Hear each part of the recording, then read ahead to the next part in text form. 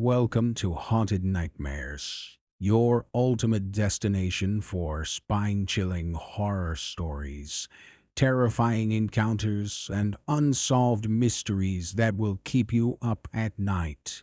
What you are about to hear is based on true events, retold from gathered accounts and hidden records that have been buried for decades.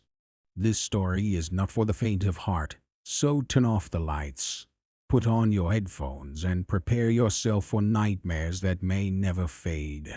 Deep in the forgotten town of Ashwood, shrouded by ancient forests and constant mist, there stood a house that no one dared to approach. It was called the Hollow Manor, a decaying Victorian structure, abandoned for decades, but still strangely intact.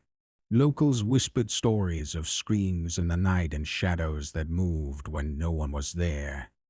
But for Elena Graves, a struggling artist desperate for inspiration, the house was her only hope. Part 1. The Arrival. Elena had inherited the house from her estranged aunt, a woman she'd barely remembered. With nowhere else to go, she packed her belongings and arrived at the manor under a sky heavy with rain. The key turned easily the lock, as if the house had been waiting. The inside was worse than she expected. Furniture covered in sheets, layers of dust, and a smell of damp wood filled the air. As she moved through the rooms, the floor creaked under her feet. The walls seemed to breathe, the sound of wood expanding and contracting, echoing faintly. In the sitting room, Elena noticed an enormous mirror leaning against the wall, draped in a crimson cloth. Its size and elaborate frame caught her eye, but she left it covered. That night, the whispering began. Part 2. The First Night. Elena woke at 3 a.m. to the sound of footsteps above her. The floor above should have been empty. She grabbed a flashlight and cautiously climbed the staircase, her heart pounding. The footsteps stopped as she reached the hallway. The air was icy, her breath visible in faint glow of the light. She opened the door to what seemed like a study. The mirror was there no longer in the sitting room. Its cloth was gone. In the reflection, the room looked different, dust-free, warm, and lived in. And in the corner stood a woman, her back turned. Elena spun around, but no one was there. She turned back to the mirror. The woman was closer. Part 3. The Reflection. Over the next few days, Elena grew obsessed with the mirror. The woman appeared again and again, sometimes facing Elena but always distorted, as if the glass warped her features. She began to lose time. Hours passed in moments. The scratches started appearing on her arms, tiny, shallow cuts she couldn't explain. At night, she woke to find herself standing in front of the mirror, her fingers pressed against the glass. Then she saw the writing scratched into the surface of the mirror from the inside. "Let me out." Part 4. The Descent. Elena found journals in the attic, written by her aunt. They spoke of rituals and sacrifices. The mirror, it seemed, was a prison designed to trap something dark and hungry. Her aunt had been the last guardian, and now it was Elena's responsibility. The woman in the mirror began speaking. Her voice was faint, pleading. She claimed to be a victim, lured into the house decades ago and trapped by Elena's aunt. She begged Elena to break the glass. Desperate and doubting her sanity, Elena agreed. She shattered the mirror with a hammer and unleashed the thing inside. Part 5. The Unleashing. The moment the glass broke, the house groaned. Shadows spilled from the frame, swirling around Elena. She tried to run, but the doors slammed shut.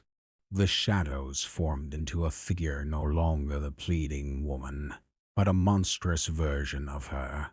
Hollow eyes, jagged teeth, and elongated fingers. "You set me free," it whispered. "Now I'll take your place." Elena screamed as the creature lunged, but instead of killing her, it dragged her to the broken shards of the mirror. Her reflection stared back not as herself, but as the trapped spirit. Part 6. The Reflection Reborn. Days later, the townspeople noticed lights flickering in the manor again. They heard soft music and glimpsed shadows moving behind the curtains. Rumors spread that the artist had restored the house. But no one dared knock. Inside, Elena, now bound to the mirror, watched helplessly as the creature wearing her face greeted the next visitor. Part 7. The Endless Loop. The creature used Elena's voice to lure people in, promising answers, beauty, and inspiration. Visitors disappeared one by one. The house grew darker, feeding off their terror. Elena's screams echoed inside glass, but no one could hear her. She watched helplessly as the creature grew stronger with each new victim. It started leaving the house, walking the streets in Elena's form, inviting others to see her artwork inside the manor. But no one ever left. Part 8. The Final Horror. The house became a labyrinth. Doors changed, hallways shifted, and mirrors multiplied. The trapped souls screamed from the glass, their faces pressed against the surface, forever frozen in terror. Elena's reflection began to fade, her features warping into the monstrous grin of the creature she freed. And as her identity vanished, the creature whispered, "You're mine now." This story may seem unbelievable, but those who've dared to visit the Hollow Manor claim they can still hear whispers through the walls. Thank you for watching Haunted Nightmares, your home for horror, suspense, and chilling tales. Don't forget to like, subscribe, and hit the notification bell so you never miss a terrifying story that will haunt you long after the lights go out. Until next time, stay safe and keep your nightmares close.